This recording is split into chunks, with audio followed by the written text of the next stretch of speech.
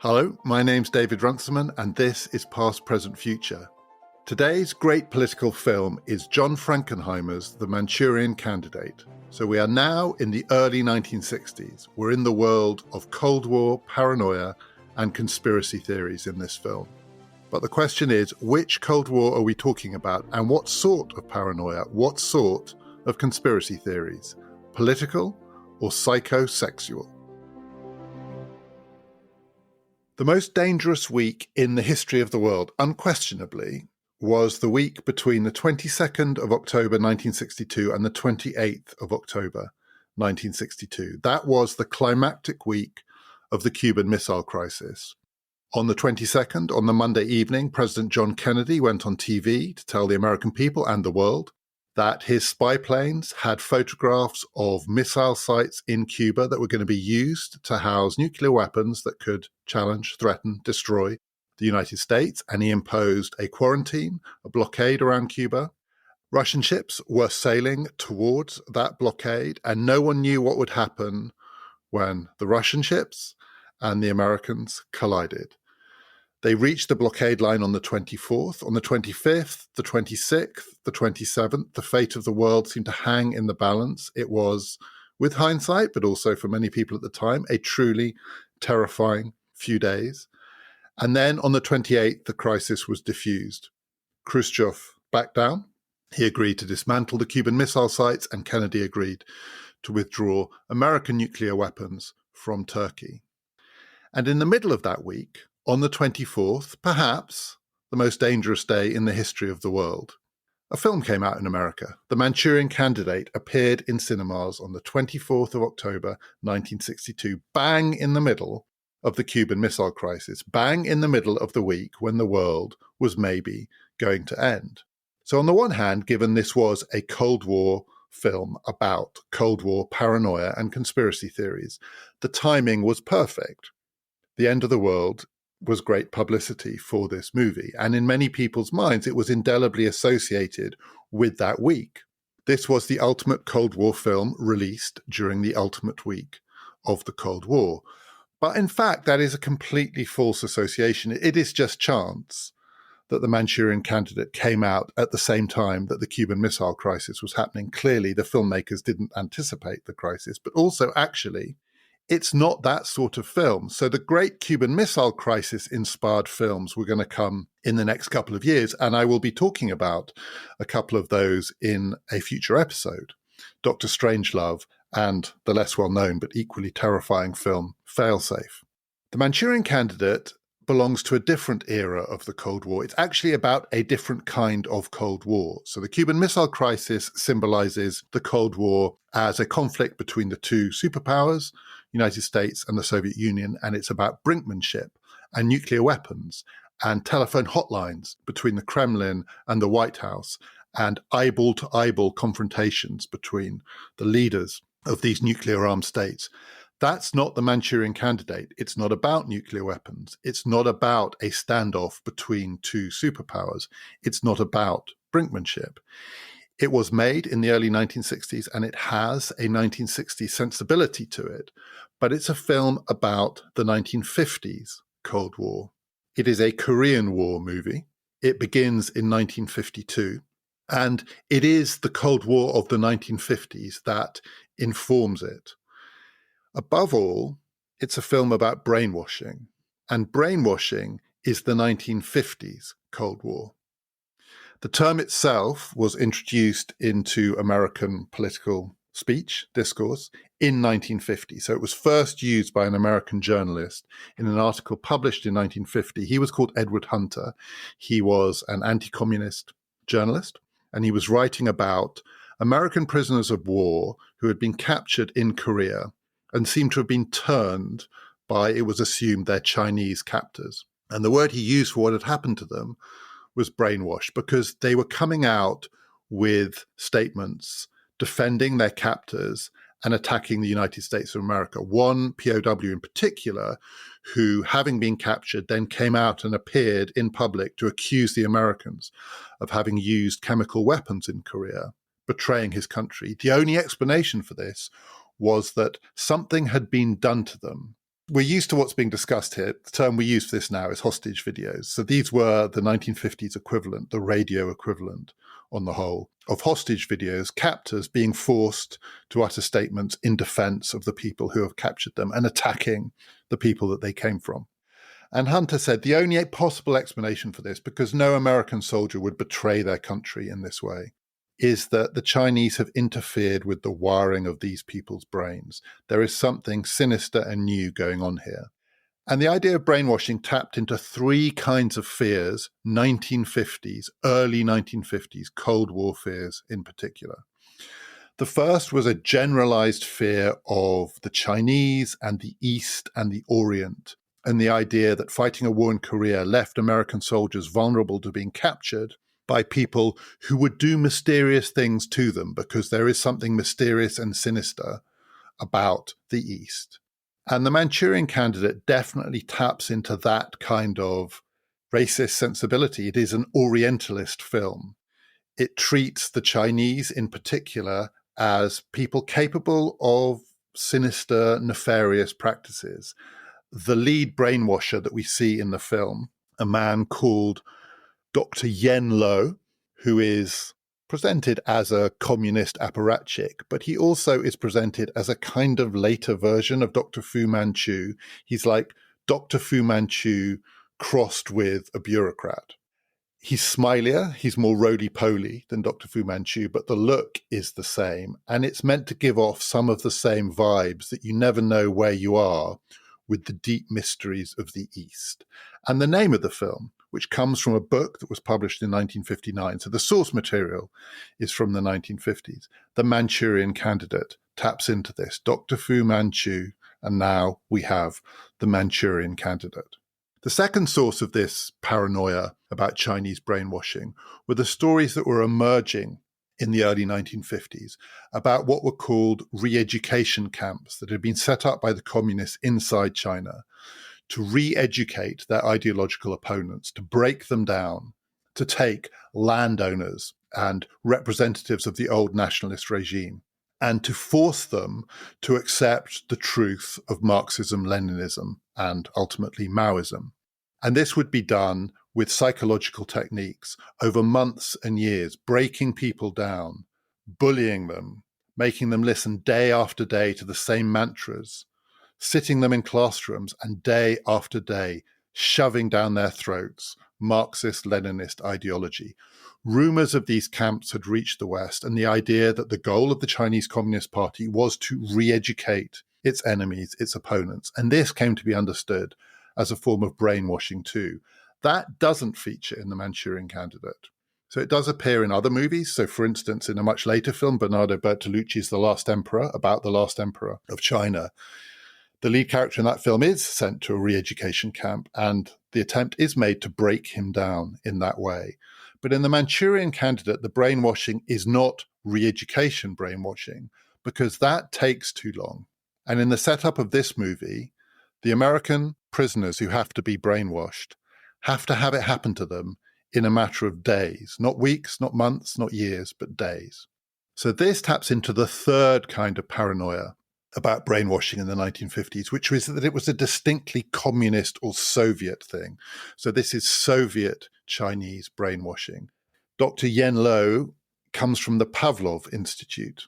The name is deliberately chosen. This is going to be Pavlovian brainwashing. It's going to be treating men like dogs and not re-educating them, but reprogramming them to respond to certain triggers, certain stimuli, so that they do what they are told. And in the movie, this happens over 48 hours. And the fear here is that there is something distinctive and ruthless about communist science or Soviet science, because it treats human beings, being a materialist philosophy, as essentially like machines. It treats everything like a giant machine to be tinkered with, to be interfered with, including the human brain. And it also taps into a distinct 1950s fear that Soviet science as well as being more ruthless, might conceivably be more advanced than Western science. So there was evidence of this. When Sputnik went up, the first satellite in space, there was a fear that the Soviets, the communists, were winning the space arms race. What if they were also winning the psychiatry race? What if they were also winning the race to interfere with the workings of the human brain? That's what the Manchurian Candidate is about. And that is the setup of this film. So what happens at the beginning is we are taken back to 1952 to Korea, and we are shown an American patrol which gets captured. We discover the whole thing as a setup in order to capture a small group of American soldiers who are then taken away and returned a few days later, having been brainwashed. And we encounter these soldiers 2 years after the brainwashing, when a couple of them are having terrible dreams, terrible nightmares about what had happened to them. They don't know what their experience was in captivity. They have been brainwashed to believe that they took part in a patrol that was attacked. 2 members of the patrol were killed, but their heroic sergeant, a man called Raymond Shaw, rescued them, got them all to safety, for which he has been awarded the Congressional Medal of Honor. But 2 members of the patrol are having recurrent nightmares that suggest something completely different happened. And we see the nightmares in a brilliant series of sequences, completely unforgettable. We are shown what these men are dreaming.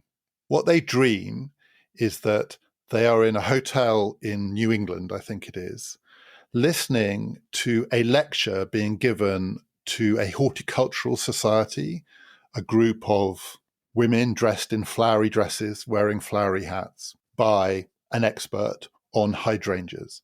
And they are bored out of their minds. They are sitting in a room, bored out of their minds, listening to a lecture on hydrangeas. And then we are shown what is actually happening, which is that they are sitting in a room that's been arranged like a 19th century medical theatre where people would watch an operation, tiered seats in which a group of leading communist apparatchiks and scientists are watching a group of American soldiers sitting on a stage while a lecture is being given, and the lecture that is being given is about the successful brainwashing of these soldiers. So successful is the brainwashing that the soldiers believe they are listening to a lecture about hydrangeas. And we cut between the 2 experiences. We see a woman lecturing about plants. We see the same woman lecturing about brainwashing. We see Dr. Yen Lo, who is actually the man giving the lecture, lecturing about brainwashing. The black soldier, the only black member of this platoon, who is one of the 2 having these nightmares, sees the hydrangea lecture as being a room full of black women listening to another black woman lecture them about hydrangeas. So successful is the brainwashing that he is persuaded that an event which is about the whitest event you can imagine, nonetheless, might be populated by black women. And then when we see what's happening in reality, we see it is not a white event at all. Most of the people in the audience are not white. They are Chinese or Korean representatives of their various regimes and scientific establishments.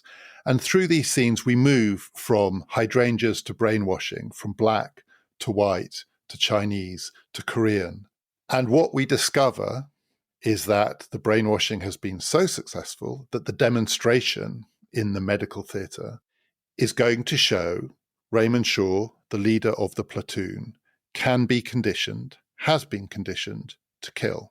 And the proof is that he is asked by the man he believes is giving a lecture on hydrangeas, first of all, to strangle the member of the platoon whom he likes best. He picks his friend and he strangles him to death.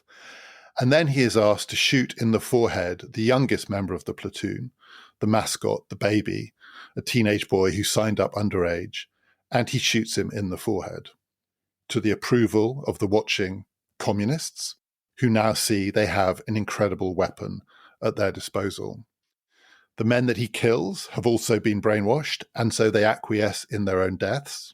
The soldier he shoots in the forehead smiles at him as he points the gun and pulls the trigger. It is completely chilling and also weirdly hilarious. It's humorous and it's terrifying. And it's that sort of brainwashing. It is dressed up as pseudoscience. So in a later age, Soviet science or communist science was often understood to be genuinely fake.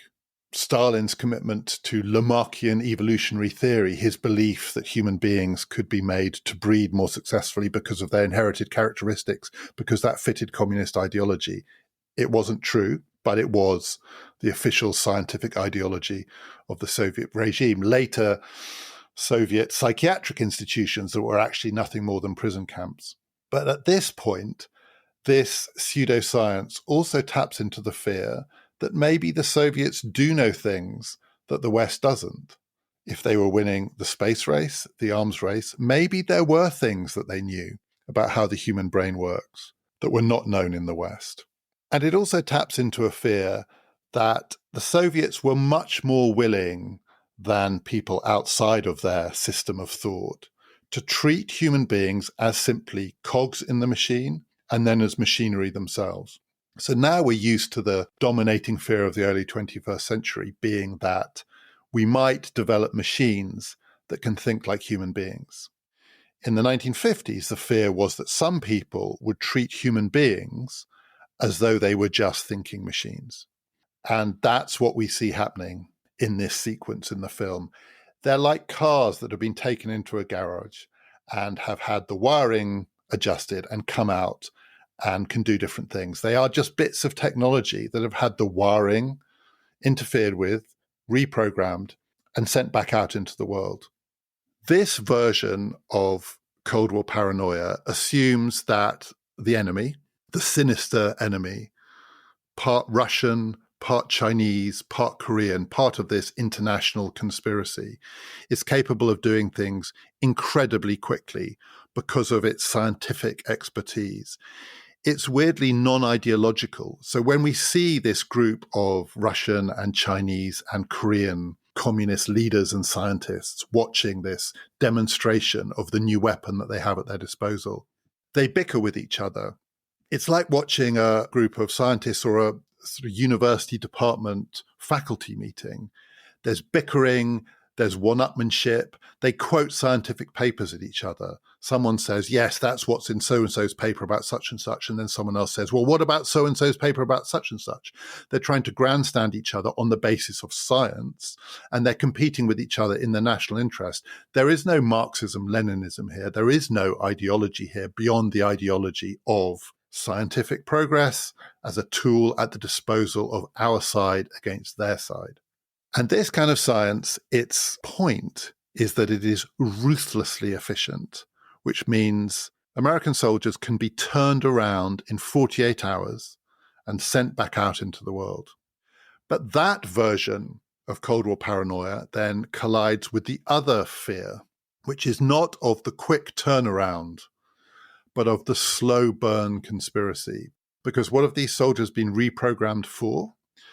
They've been reprogrammed to be sent back to the United States because they are part of a much longer term, much more deep-seated plot to destabilize American society and American politics. A plot that has been years in the making and depends upon the slow burn infiltration of American institutions. So that's where one version of 1950s Cold War paranoia about Soviet science or communist science and its ruthlessness, its speed and its ruthlessness, collides with another kind of Cold War paranoia, which is about communist infiltration. Essentially, the other great theme of the 1950s, Cold War 1950s America, McCarthyite fears of Reds under the bed. That kind of Cold War paranoia. They're here. They're hidden in our society. We don't know where they are. They're in the Defense Department. They're in the State Department. They're in government. They're everywhere. They're the reason why we lost China. The great question of the early 1950s in America. Who lost China? Well, maybe we lost China because the State Department and the government had already been infiltrated by the communists. They're already here. We just don't know who they are. These two things collide in the Manchurian Candidate. And a large part of the film is a kind of parody or satire of McCarthyism. It's a satire in two ways. First of all, because Raymond Shaw the killing machine who has been reprogrammed and sent back to the United States with the cover story that has been programmed into his fellow soldiers, the ones he hasn't yet killed, which is that he is a war hero. He is the stepson of a United States senator, a character in the film called Senator John Iselin, who is an absolute idiot. He is a complete buffoon. This is not the Senate as the dignified part of the United States Constitution. This is the Senate as a house of fools. And he is the arch fool of them all. And he is clearly a version of Joseph McCarthy. His calling card as a politician, as far as we can tell in this film, the only thing he ever says or does as a politician is to get up with a piece of paper at a press conference, at some kind of publicity stunt, and announce that he has unequivocal evidence that there are 72, 403, 212, whatever the number is, communists inside the Defense Department, the State Department, this branch of government, that branch of government. It's all buffoonery. It's all grandstanding. He barely seems to understand what it is that he's saying. We are shown in the movie that he can never remember the number, so he makes up a different number each time. And they notice it's not great for the cause that he can never decide exactly how many communists there are in these departments. So in the end, they alight on a number, and the number they alight on is 57, because when he's tapping out his Heinz ketchup, it's thought that's a number he's capable of remembering. The man is a fool, and therefore he is a satirical version of Joseph McCarthy. But the other way in which this film is a satire of McCarthy and McCarthyism is that this man, Senator John Iselin, is himself part of the communist plot. It taps into that feeling that at least some people had in the 1950s, that McCarthy and McCarthyism are so absurd, so ridiculous. They are the kind of thing that the communists would try to achieve inside American society in order to destabilize it. McCarthyism is itself the destabilizing force. And if what the communists want to do is to destabilize American society, then maybe they're the ones behind McCarthyism. What if McCarthy himself is the Soviet agent? Conspiracy, inside conspiracy, inside conspiracy. And that's what we get in this film.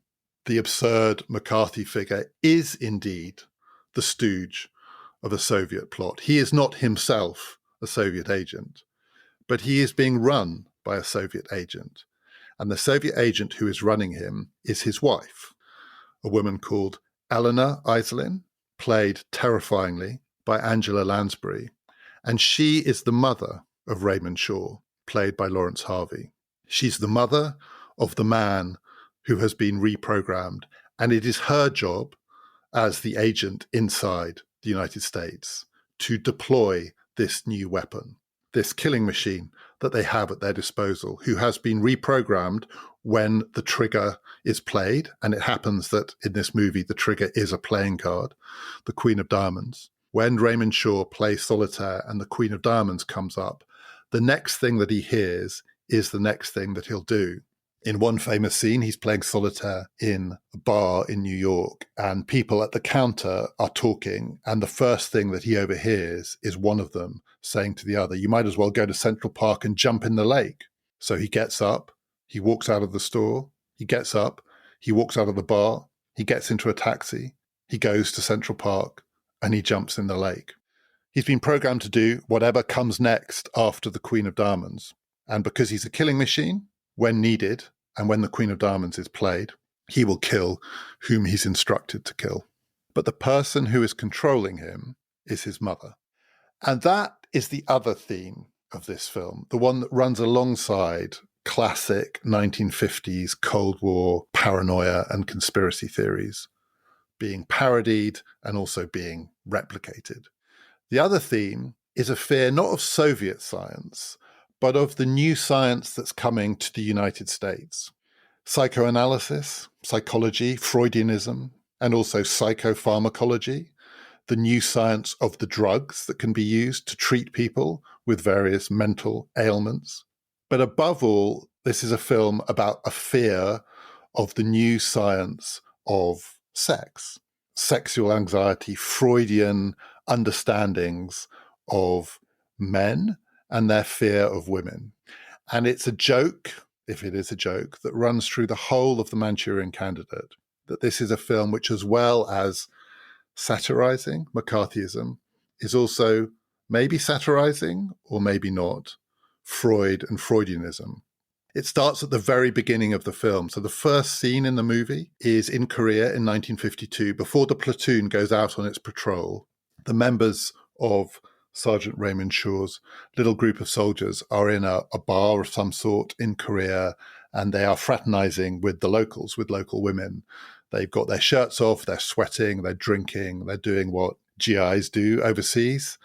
They're cavorting and canoodling, all of that, in a kind of innocent-ish 1950s, 1960s style.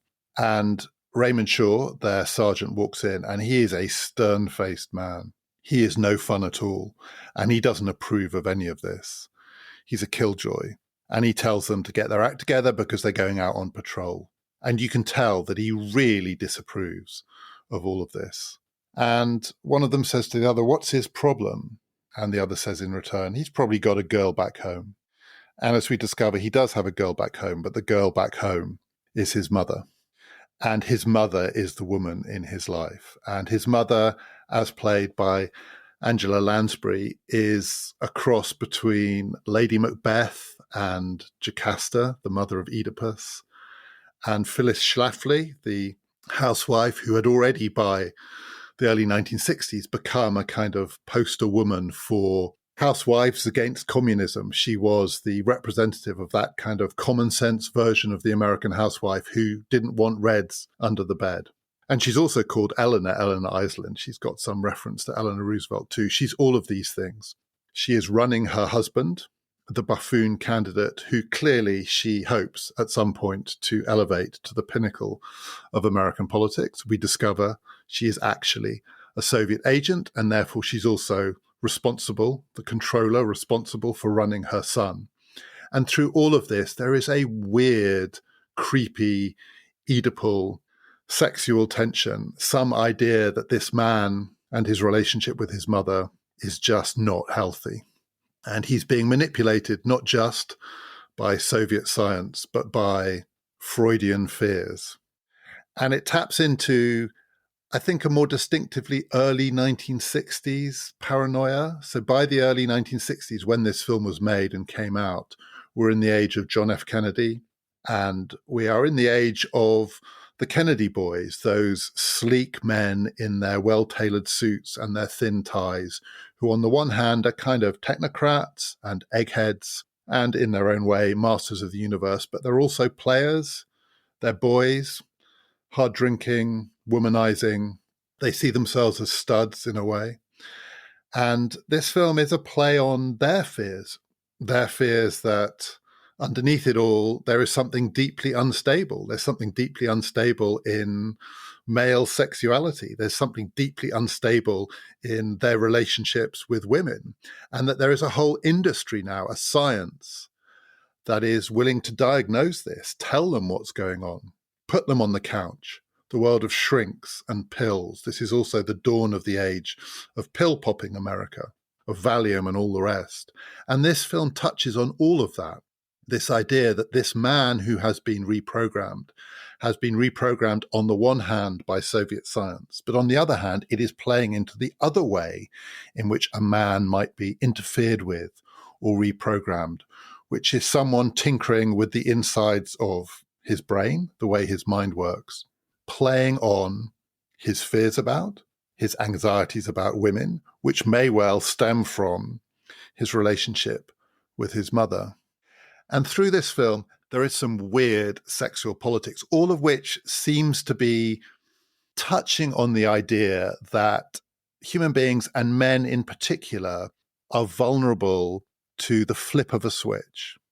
The flip of a switch that can turn them on and turn them off. The flip of the switch that is falling in love.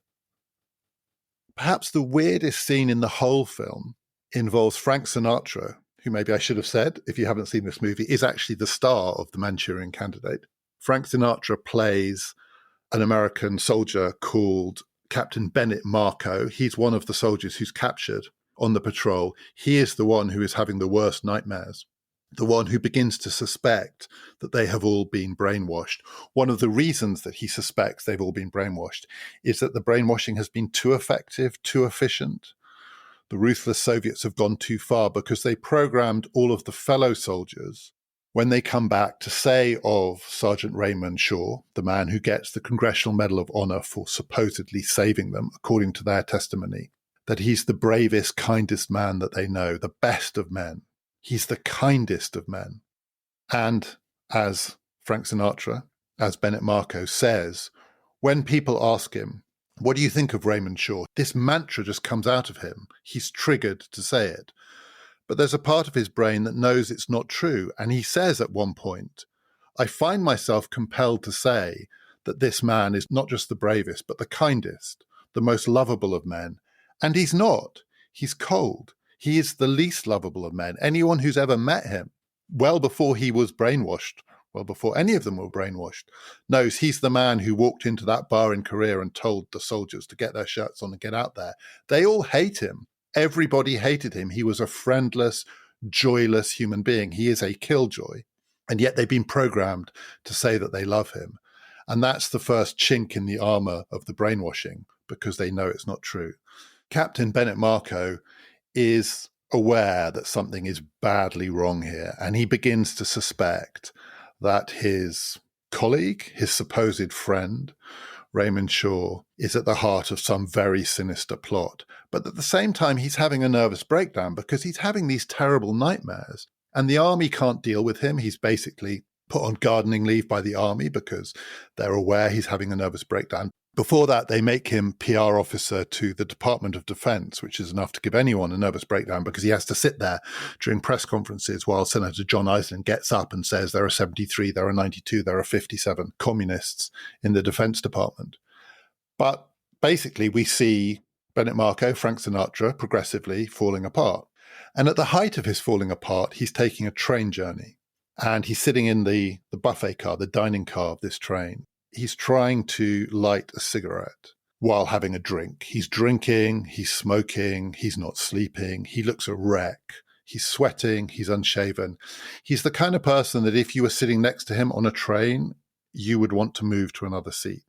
He can't light his cigarette, he drops it into his drink. He can't hold his lighter steady enough to put the flame to the cigarette. He can't hold the cigarette steady enough to put it in his mouth. And all of this is being watched by the woman who happens to be sitting next to him in the dining car, played by Janet Leigh as a glamorous blonde. Janet Leigh, who a couple of years previously had become internationally famous, playing the victim in Psycho, the appropriately named Psycho, given what this film is about. And Janet Leigh watches Frank Sinatra fail to light his cigarette and drop it into his glass of whiskey. He looks like a tramp having a nervous breakdown. And he gets up and he leaves the dining car and she follows him. So that's kind of weird in itself. And she follows him and then they chat. And the chat that they have is sexually charged repartee of the kind that Hollywood specializes in. It's like a version of the scene where Cary Grant meets Eva Marie Saint in North by Northwest on a train. The man meets the blonde and they start talking immediately in a kind of flirty secret language. Now, in that film, it makes a kind of sense, first of all, because Cary Grant is Cary Grant, and though he's looking a little stressed, he's also looking pretty cool and desirable. And secondly, because Eva Marie Saint is actually part of the plot against him, so she's been set up to flirt with him. But in The Manchurian Candidate, Frank Sinatra, who his looks were never his strong point, right? He's not singing to her. This is Frank Sinatra. He's not a looker, actually. And in this movie, he looks terrible. There's nothing appealing about him. And she's not part of the plot. You start to think, is she in on it? Is she also being run by the Soviets? But she's not. She talks to him for about a minute, 90 seconds, 2 minutes. I don't know how long it is. They spark off each other with a bit of flirty chat. And they're in love. That's it. They fall in love. It's completely unconvincing. It's in some ways completely baffling in the context of the film. But it's completely of a piece with the rest of the film, in which, in 2 minutes, 2 days, human beings get reprogrammed. The human brain is this both mysterious but also completely manipulable thing. If you flick the switch, it will go one way rather than the other. If you say the right thing, if you do the right thing, all of us are vulnerable to our trigger card being played. We're all Pavlovian creatures. We're all just that salivating dog. And to be honest, in this movie, the sexual politics are pretty unreconstructed. Janet Leigh is the salivating dog, and God knows what it is that Frank Sinatra did that flicked the switch in her brain. Was it dropping the cigarette in the whiskey? Was it dropping the cigarette in the whiskey but still being capable of sexually charged repartee? But within a couple of minutes, she's giving him her number and her address. He then gets into a fight, ends up at a police station. He only has her number on him, so she ends up being called, and she has to come and take him home, and that's how they get together.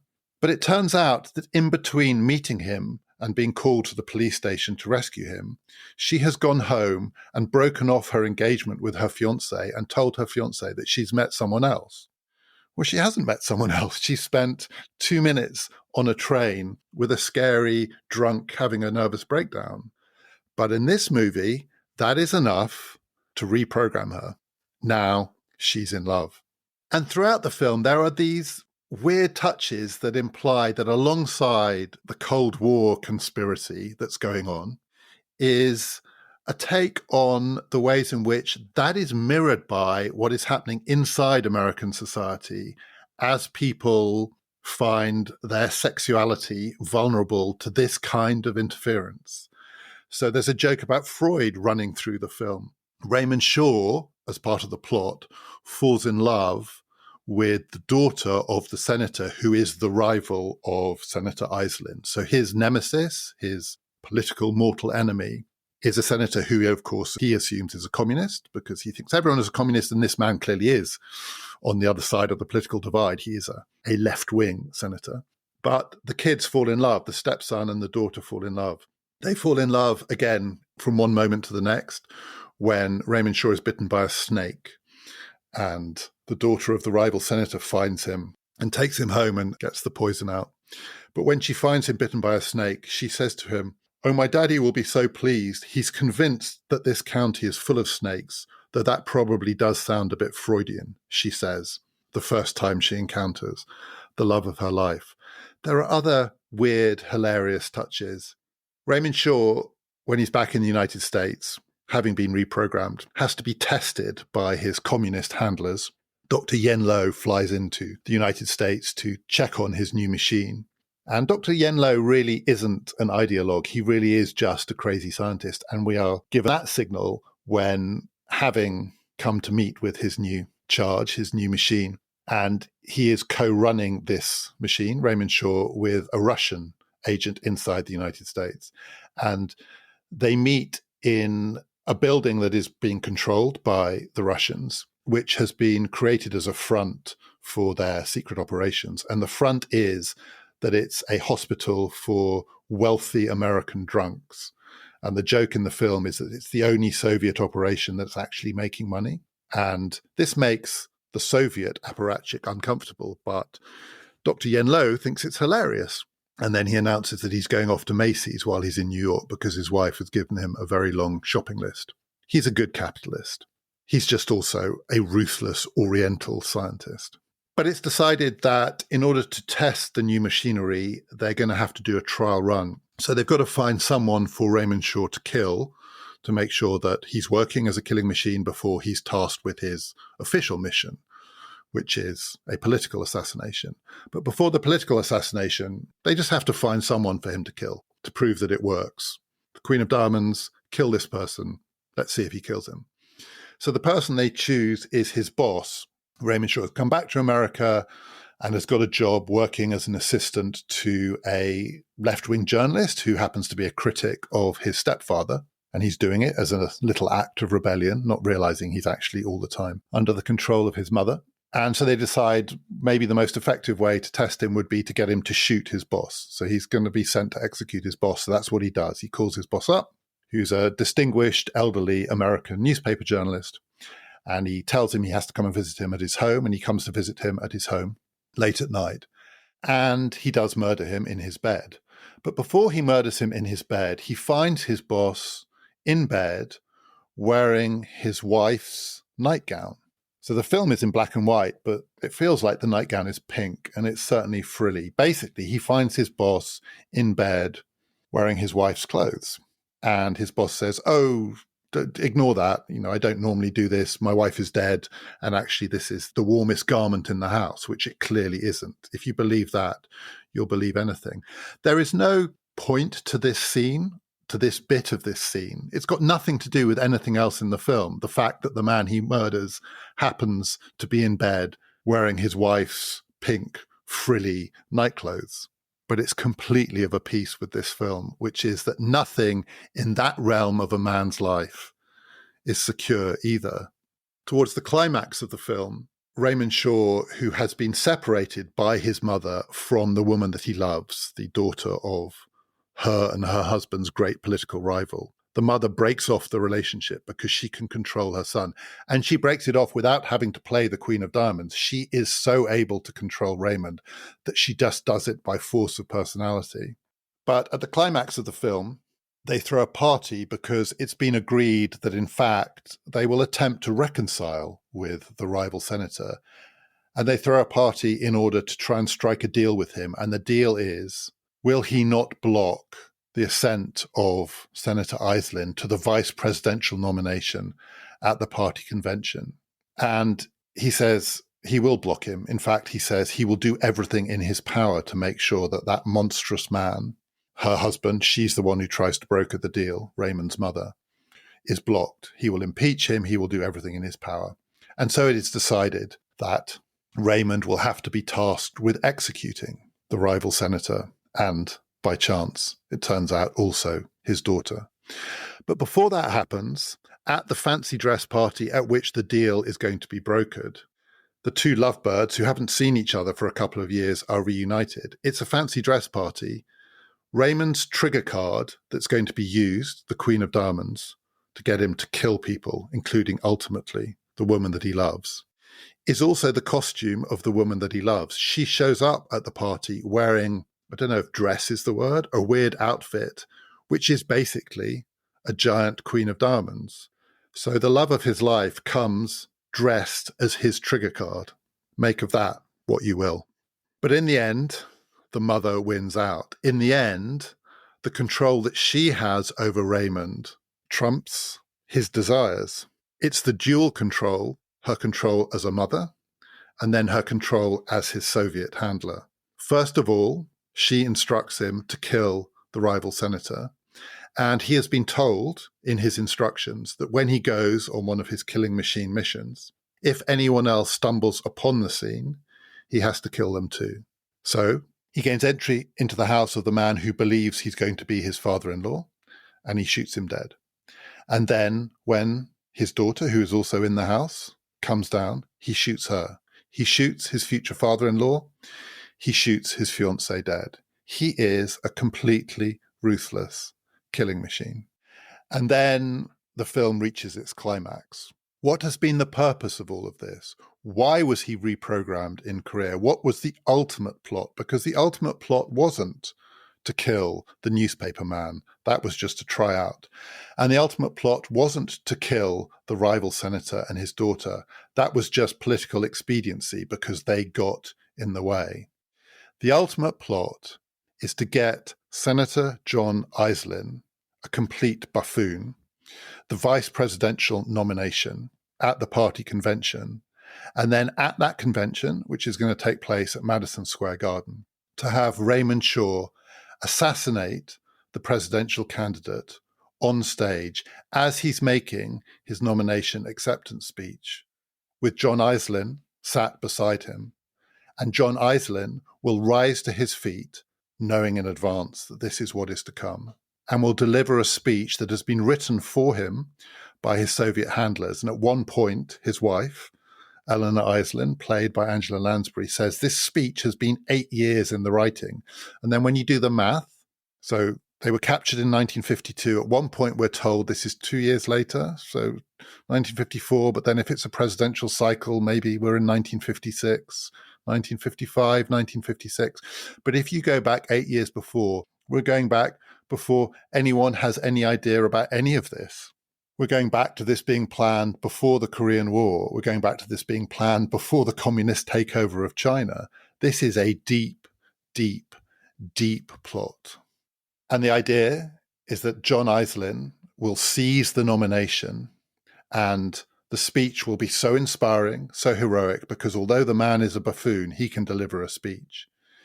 It will storm him to the presidency, and the man whose wife is the lead Soviet agent in the United States will be president of the United States.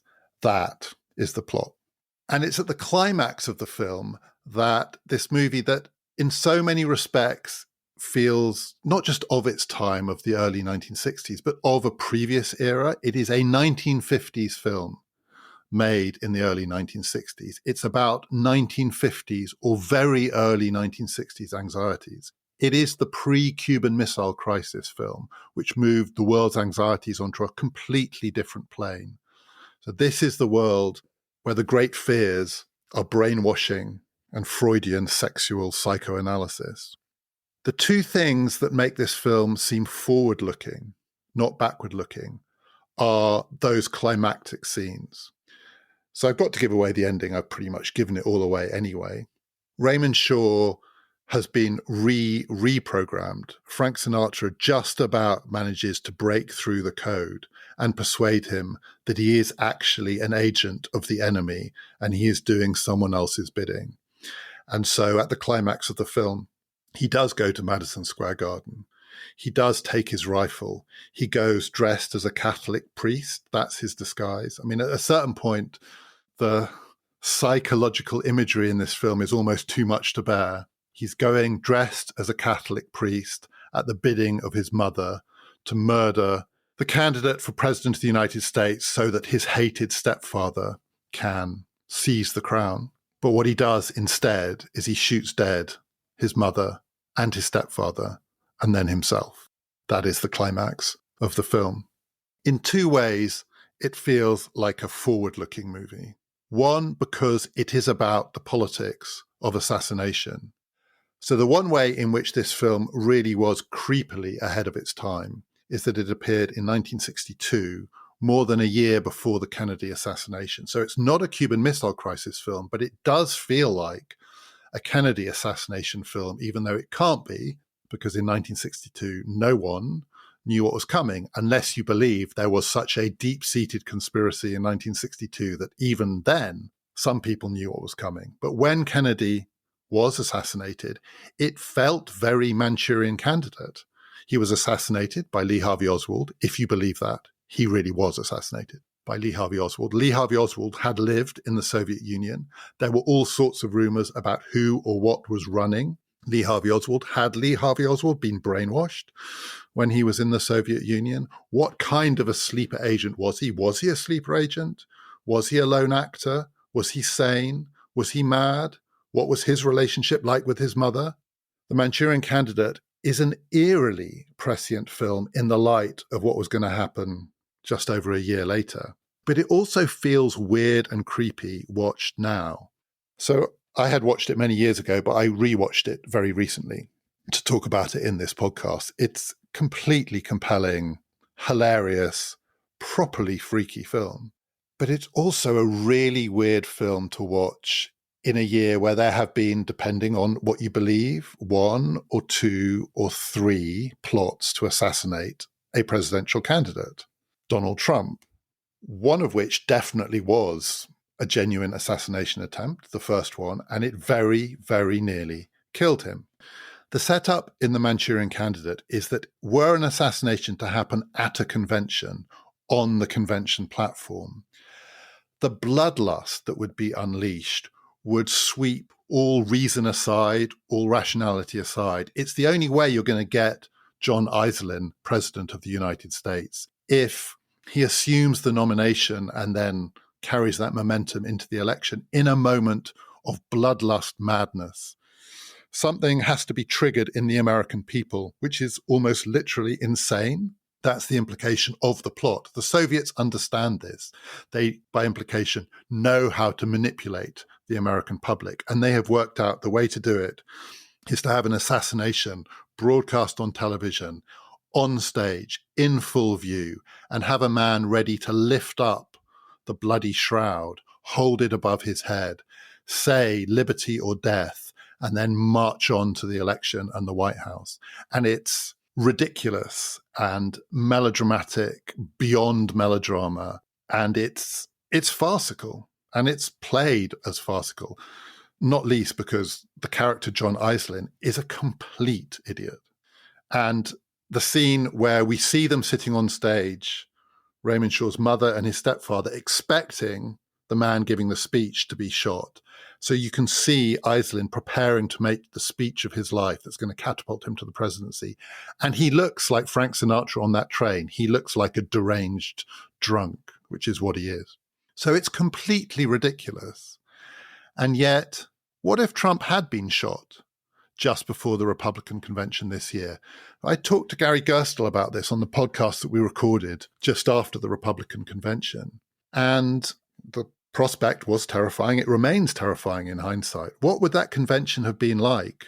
Who would have lifted up bloody mantle? I think at one point Gary Gerstle suggested it might have been Donald Trump Jr., but the bloodlust that would have been unleashed at that event and inside American politics, in the American body politic, the switches that would have been flipped if Donald Trump had been assassinated, and trying to speculate about what would have happened next, who would have carried that bloody shroud through to the election and presumably on into the White House. Would it conceivably have been Donald Trump Jr.? It seems too insane even to mention it.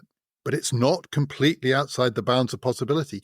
Even at the convention itself, there was a bit of waving of the bloody shroud when Trump had the uniform of the man who had been shot by accident, who was a fireman, and he went and paid homage to the fireman's uniform. It was all a bit Manchurian Candidate, not because it was a Korean or Chinese or Soviet plot, not because there was some deep conspiracy, not because anyone really had planned this, but just because of the feeling that assassination politics are like flipping a switch in the mind of the body politic. At least potentially anything is then possible.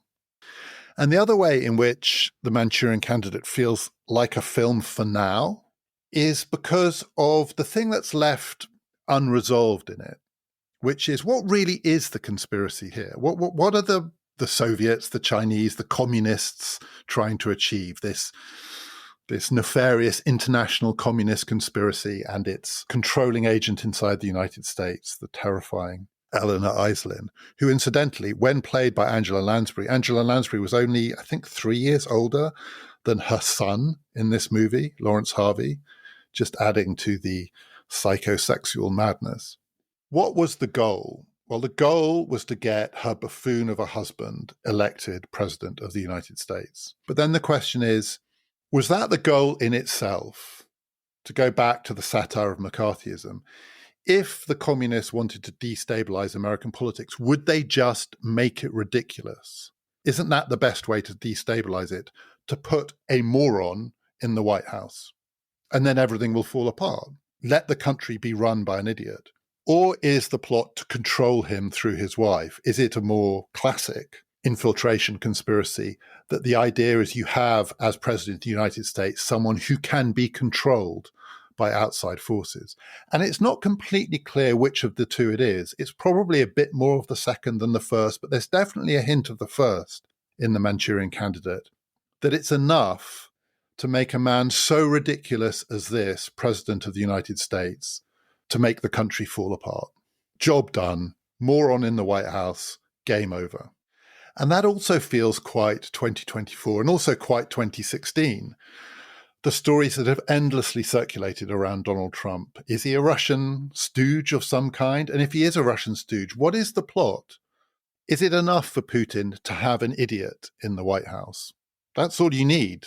That's the destabilizing force that makes the world more amenable to whatever it is that Putin wants to do. Or do you need to have someone in the White House who is being controlled by some outside force? Is he a literal agent of an outside state? And in all of the wild, most of them, maybe all of them, crazed conspiracy theories that surround Trump, that come from his opponents, from his enemies. No one ever seemed to be able to make up their mind. Was he being controlled, or was he just an idiot? Was he just the idiot in the White House, or was he the foreign agent in the White House? Is he complicit? Is he some kind of moronic bystander to all of this? It's very Manchurian Candidate. And part of the reason that there is a real link from then to now that bypasses most of the Cold War is precisely because the Manchurian Candidate, it's not a film about Cold War ideology. It's a pre-ideological or post-ideological version of the Cold War. Everything that's going on in this movie seems to have almost nothing to do with whatever the conflict substantially is meant to be about. Communism versus capitalism. The communists are capitalists. God knows what the capitalists are. Senator John Frankenheimer has no idea what he believes. No one seems to really believe anything in this film except in the game itself, in power itself, in control itself. This is post-ideological, grand Cold War politics with vast conspiracies and vast networks of conspiracy. But those men sitting in that room watching those American soldiers brainwashed into killing each other, they don't come across like crazed ideologues. They come across like power-crazed scientists. And even Eleanor Iselin, Angela Lansbury herself, it's not clear what she believes. So she does a very good impression of the ultimate McCarthyite enabling politician. And then we discover actually she's a Soviet agent, so she must believe the opposite, that what she wants to do is see the triumph of communism in the United States. But if that's what she wants to achieve, her husband is a weird vehicle for that. But then right at the end of the film, when she realizes what it is that she is asking of her son, and that almost certainly it will cost him his life, she says what she really thinks, which is that she will destroy the people who have destroyed him. She says right at the end of the film, not long before her son kills her, that she will take her revenge against the brainwashers for him. She will grind them into dust. In the end, she doesn't believe in whatever it is they believe in. In the end, she is not committed to the cause. The switch has been flipped inside her too, and it turns out that the switch is her son. In the end, she cannot bear to see him sacrificed for the cause, and she says she will grind them into dust. In the end, the only thing that she believes in is her power to exercise her power. And it feels at the end of this film that that's all anyone believes in. This is a film about power, about the power to control other human beings through brainwashing, through sexual triggers, through cross-dressing, through playing cards, through whatever it is that floats your boat, turns you on, turns you off, makes you do whatever it is you thought you didn't want to do, but you find yourself doing it anyway. It's about the power to control. It is not an ideological film. It is not a cliffhanger about superpower showdowns. It's not a nuclear weapons film. It's not a brinkmanship film. It is a neither pre- or post-ideological film about pure power politics, which makes it a film for our time. The first of our bonus episodes to accompany this series about great political films is now available. You can get it on PPF Plus, and in it I'm talking about a group of films, the favourite films of American presidents, and one film in particular that stands out, the only film that appears more than once on a list of presidents and their favourite films. It appears 4 times. It's the Western High Noon. I try and explain what it is about that film that American presidents just love so. To sign up to PPF Plus, just click on the link in our show description or go to ppfideas.com. It is very simple. It is very straightforward. And if you sign up now, you will get all of our bonus episodes going way back, all the way back to our series about American elections and British elections and what ifs and bad ideas. It's all available now, PPF Plus, £5 a month or £50 a year, and it's ad-free listening too. For the next couple of episodes in this series, I'm going to be talking about films in conversation with people who also really like them and are interested in them. The next two films are The Leopard, and I'm going to be discussing that with the Italian historian of ideas, Lucia Rubinelli, and then Dr. Strangelove, and I'm going to be talking about that with the American historian, Jill Lepore. Do join us for those. This has been Past, Present, Future, brought to you in partnership with the London Review of Books.